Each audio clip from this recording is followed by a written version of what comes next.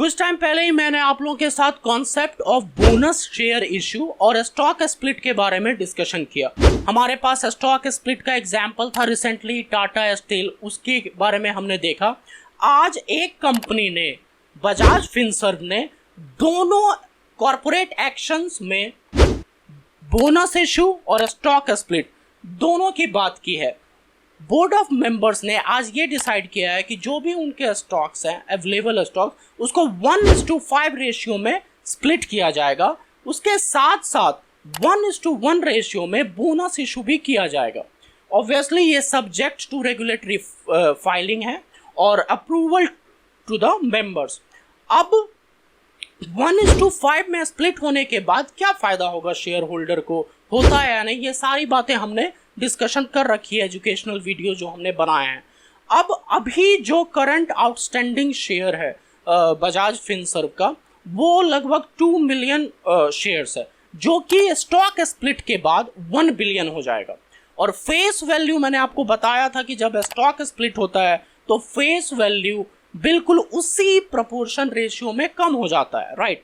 सो 1:5 में हो रहा है, यानी कि 1 share will become 5, so 200 million share will convert into 1 billion shares, and the face value of the shares, that is 5 per share right now, will come down to ₹1 share face value। और इसी 1 rupees face value पे 1:1 में bonus issue भी दिया जाएगा। इसका मतलब total outstanding share जो हो जाएगा वो 1 बिलियन से 2 बिलियन हो जाएगा। इसका मतलब है जो बोनस इशू किया जा रहा है वो स्टॉक स्प्लिट के बाद किया जा रहा है, राइट। तभी इसका फेस वैल्यू 1 है। हमने ये भी देखा कि जब बोनस इशू होता है तो जो फेस वैल्यू है उस पर कोई भी फर्क नहीं पड़ता। सो अब इसके बारे में मैनेजमेंट ने क्या कहा है कि क्यों उन्होंने ये डिसीजन लिया है। तो आप अगर बजाज फिनसर्व के प्राइस को देखते हैं तो लास्ट ईयर अक्टूबर में ये लगभग 19,500 के पीक को टच किया था, और फिर उसके बाद गिर के ड्यू टू सम और the other reasons, external factors में काफ़ी सारे 12,000 से 14,000 के बीच में ये होवर करता रहा। सो मैनेजमेंट कर रहा है कि ओवर द ईयर्स कंपनी बहुत अच्छा परफॉर्म कर रही है, जो कि बिल्कुल सही है।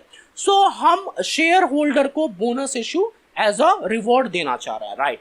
अब स्टॉक स्प्लिट क्यों कर रहे हैं, वही concept, they want their stock to be more accessible for the potential investor। Obviously जब ये 1:5 में स्प्लिट हो जाएगा तो हमें पता है कि जब स्प्लिट होता है या बोनस इशू भी होता है, दोनों केस में मार्केट प्राइस उसी रेशियो में डिक्रीज हो जाते हैं। इट मीन जैसे मैं आपको बताऊं, जिस दिन ये डिसीजन लिया गया था, अनाउंस हुआ जिस दिन, उस दिन आप देखेंगे कि स्टॉक के प्राइस में लगभग 10% इंक्रीज हुआ था, राइट। फिर आप रिसेंट अगर फ्राइडे का भी देखते हैं तो ये 15,000 के ऊपर बंद हुआ है। तो अब हम एग्जांपल लेते हैं, अभी रिकॉर्ड डेट वगैरह डिक्लेयर नहीं किया गया, अनाउंस नहीं किया गया। तो जब भी रिकॉर्ड डेट आएगा, राइट, तो रिकॉर्ड डेट से एक दिन पहले जो कि हमारा एक्स डेट होता है, अगर एक्स डेट के टाइम पे अगर शेयर का प्राइस 15,000 है तो इसका मतलब क्या है, 1:5 में स्प्लिट हो रहा है,